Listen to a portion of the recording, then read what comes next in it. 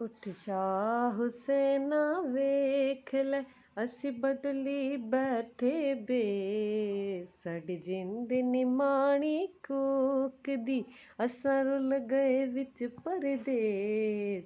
ਸਾਡਾ ਹਰ ਦਮ ਜੀ ਕੁਰਲਾਉਂਦਾ, ਸਾਡੀ ਨੀਰ ਵਗਾਵੇ ਅੱਖ। ਅਸਾਂ ਜਿਉਂਦੀ ਜਾਨੇ ਮਰ ਗਏ, ਸਾਡਾ ਮਧੂ ਹੋਇਆ ਵੱਖ।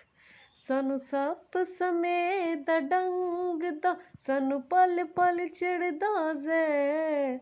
ਸਾਡੇ ਅੰਦਰ ਬੇਲੇ ਖੌਫ ਦੇ, ਤੇ ਜੰਗਲ ਬਣ ਗਏ ਸ਼ਹਿਰ। ਅਸਾਂ ਸ਼ੋਗਮਾਂ ਵਿੱਚ ਡੁੱਬਦੇ, ਸਾਡੀ ਰੁੜ ਗਈ ਨੋ ਪਤਵਾਰ। ਸਾਡੇ ਬੋਲਣ ਤੇ ਪਾਬੰਦੀਆਂ, ਸਾਡੇ ਸਿਰ ਲਟਕੇ ਤਲਵਾਰ। ਅਸਾਂ ਨੈਣਾ ਦੇ ਖੂਹ ਗੇੜ ਕੇ, ਕੀਤੀ ਵੱਤਰ ਦਿਲ ਦੀ ਬੋ। ਇਹ ਬੰਜੜ ਰਹਿਣੀ ਮਾਨਣੀ, ਸਾਨੂੰ ਸਜਣ ਤੇਰੀ ਸੋ। ਅਸੀਂ ਉੱਤੋਂ ਸ਼ਾਨਿਤ ਜਾਪਦੇ, ਸਾਡੇ ਅੰਦਰ ਲੱਗੀ ਜੰਗ।